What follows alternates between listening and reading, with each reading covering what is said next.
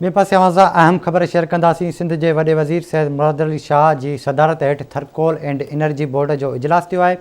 वॾे वज़ीर के थरकोल बाबत ब्रीफिंग ॾिनी वई आहे।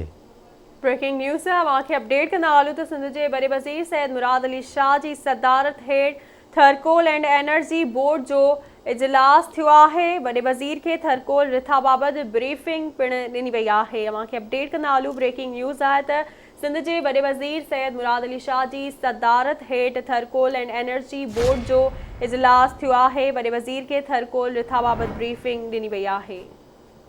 वधिक तफ़सील मालूम कंदासीं। असां सां लाइन ते मौजूद है कराची में आवाज़ न्यूज़ जो रिपोर्टर गाज़ी जंटीर। जी गाज़ी, आगाह कजो।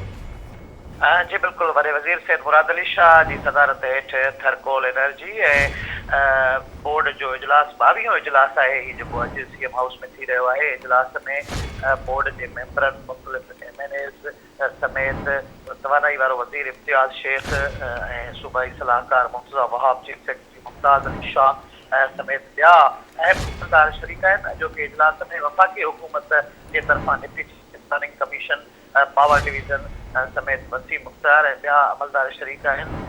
जो कि इजलास में ब्रीफिंग ॾिनी वई आहे त थरकोल 3.8 MTP जो जेको मनसूबो आहे उहो तयारी जे मरहलनि में आहे। मनसूबे की लागत $627 बिलियन आहे। जो कि इजलास दौरान मुख़्तलिफ़ जेके थरकोल प्रोजेक्ट ते हलंदड़ रिथाऊं आहिनि उन्हनि ते ब्रीफिंग ॾिनी वई आहे। अॼु इहो ॿुधायो वियो आहे इजलास दौरान त जेको पावर प्रोजेक्ट्स आहिनि वर्ल्ड बैंक जे माहौलियात गाइडलाइंस जे तहत 100% उन्हनि जे मयार ते पूरो लहनि था। ऐं ख़ासि तौर ते जेको फेज़ 3 आहे थर एनर्जी लिमिटेड जे तरफ़ां तयारु थिए पियो, उनजो जेको प्लांट आहे उहो 60% मुकमल थी चुको आहे। जॾहिं मिसल नोवल वारो पावर प्रोजेक्ट जेको आहे 30% मुकमल थी चुको आहे। इन खां अलावा ही जेके ॿई मनसूबा आहिनि उहे साल 2022 ताईं मुकमल थी वेंदा ऐं पंहिंजो बिजली जी जेको प्रोडक्शन आहे उहा शुरू कंदा। जो कि इजलास दौरान वॾे वज़ीर सैयद मुराद अली शाह इहो चयो आहे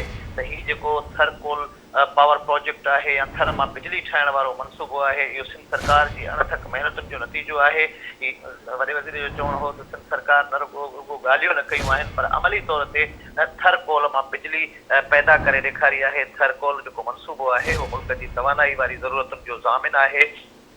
इजलास में इहो ॿुधायो वियो त थर में जारी माइनिंग ऐं पावर प्लांट्स वारो जेको कमु आहे उनजो तेज़ी सां उहो हले पियो ऐं उनजी बाज़ाब्ता तौर ते वीडियो ब्रीफिंग पिणु ॾिनी वई। चाइनीज़ फर्म जे तरफ़ां थर खां वठी जेको ट्रांसमिशन लाइन विछाई पई वञे नेशनल ग्रिड ताईं, उन जे कम जे हवाले सां पिणु ब्रीफिंग ॾिनी वई। इहो ॿुधायो वियो जेके इजलास खे सूबाई वज़ीर इम्तियाज़ हुसैन शेख जे तरफ़ां त मिटियारी में ग्रिड स्टेशन ते कमु जारी आहे। जॾहिं त थरकोल माइन खां वठी न्यू छोड़ उमरकोट ताईं रेलवे जो जेको लिंक आहे या रेलवे पटड़ी आहे उहा पिणु विछाई वञे पई। इहा रेलवे पटड़ी 125 किलोमीटरनि ते मुश्तमिल हूंदी ऐं ही जेको लिंक आहे उहो $300 बिलियन जे रक़म सां तयारु थिए पियो। मजबूरी तौर ते थरकोल एनर्जी बोर्ड जो जेको इजलास हो हुन में सिंध सरकार जे तरफ़ां ब्रीफिंग ॾिनी वई। मुख़्तलिफ़ रिथाउनि ते ऐं एतमारान इज़हार कयो वियो थरकोल मां जेका पावर प्रोडक्शन आहे उहा हाणे सॼे मुल्क जूं